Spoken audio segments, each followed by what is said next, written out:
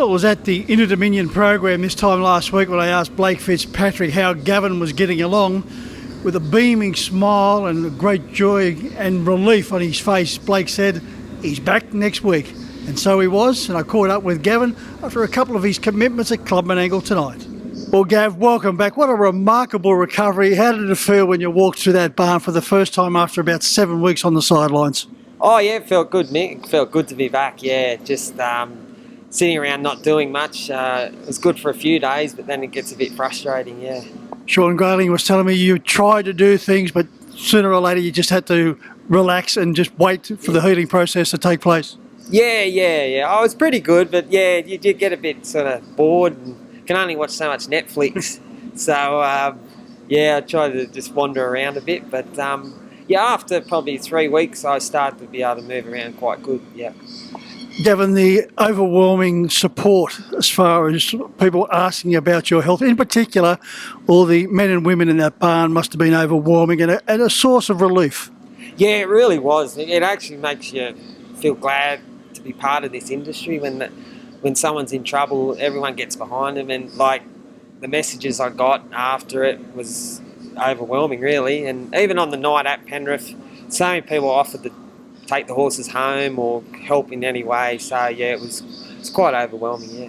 How did it feel jumping back in the sulky once again behind Pay Me Sam? Gavin, can you relate to a footballer who's had a broken jaw getting back into it, or a cricketer suffered a severe injury? Is there that mental block there, or is it just okay? No, it was pretty good, yeah. You know, this was sort of, I suppose, an unusual incident, so I suppose it's a little different to having it like a race force, so to speak, but yeah, no, I think, you know, there was never any hesitations or anything to coming back, and yeah, no, it was back to business, yeah. Yeah, it certainly was a 1 in a million accident. Can you explain what happened? Yeah, I was in front in the trial and at the 400 metres at Penrith, and at the back of me sulky, it just snapped near the seat and collapsed, yeah. And when it first happened, I thought my wheel had collapsed. That's what I thought had happened, but it collapsed, and because of these American carts now, they don't have crossbars. They just, if something like that happens, they just give way. And I just fell down into the dust sheet. I sort of had a leg on each side of the dust sheet. I still had hold of the reins, and then sort of not long after me, I sort of went to my knees and got dragged. Probably, I don't know how long. Someone said 30, 50 metres, don't know. But then I sort of thought, oh, I've got to get out of here. So I just sort of, I don't know, wiggled my way out, really, yeah. And you drivers, being the professionals you are, not only are you looking after your own welfare, but you're looking after the welfare of the horse, and natural instinct is to hold on to the reins. Yeah, it was, yeah. It was just a natural sort of thing, but it was a hard one, because if you can sort of see something coming, well, it's easier to sort of get through it, but I didn't see this coming, so it was a bit of a shock, and yeah, it happened pretty quick, yeah. What were the extent of the injuries, Gav? Oh, it was just like bad gashes, really, out of my knees. There was no damage to my ligaments or tendons.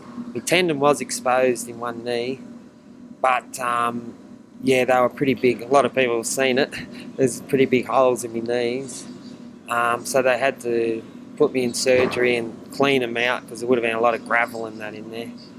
And then they just stitched them up, yeah. And yeah. First thoughts, Gavin, we were hearing you may need 2 or 3 skin grafts, operations to repair your legs as well, plus 4 or 5 months on the sideline. It's been 7 weeks. This has been a remarkable recovery, but you also had a backpack on, which was helping the recovery process. Yeah, it was sort of like, I don't know, it was called a therapy unit. I've never seen it before, but they were like, I don't know what they were, but they're on my knees, and with a drain into this sort of little backpack thing, and just any of the fluid or, you know, infection, and I had to have that on for a week. And when they took them off me, the holes had actually healed up. It was incredible, really. They were pretty hard to put up with for a week, but it was worth it, yeah. And how's the healing process now? It's really good. They're just 2 scars there now, and my left knee still can't bend at 100%, but it's pretty good, yeah. A freak accident, but it could have been a lot worse. But you've come out on the right side of it with such short period of time. Yeah, no, it's when it first happened, I thought it'd be a lot longer, but when there was no skin grafts needed, it was pretty good news. And I actually reckon I could have come back even earlier, maybe a week earlier, but it wasn't. There was no need. The boys did a wonderful job in your absence. Sean Grayling, who I continue to say is underrated. He's a wonderful horseman and an outstanding driver. He did a great job for you, and of course, brother Blake, he was always getting around, fielding plenty of questions, and he was so delighted last week when he said you're going to be back this week. Yeah, right. Yeah. No, it's good. Yeah, no, they all did a great job. Sean did a great job.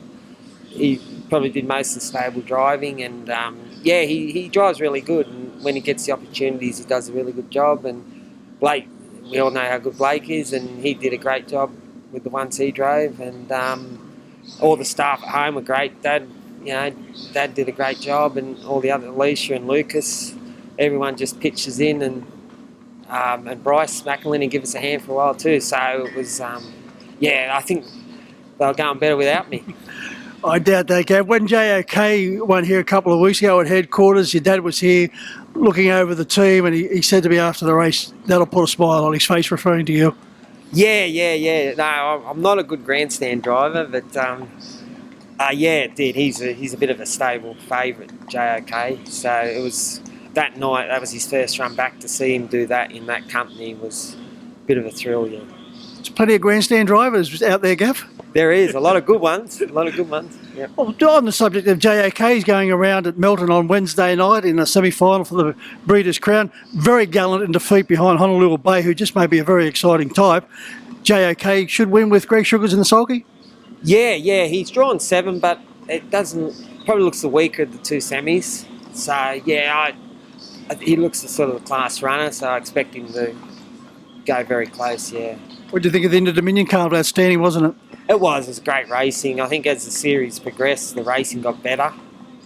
The first night, I think everyone was sort of feeling their way a bit, and then as the series went on, it was just, it was great to watch, and it was a great final too, and plenty of drama. Yeah.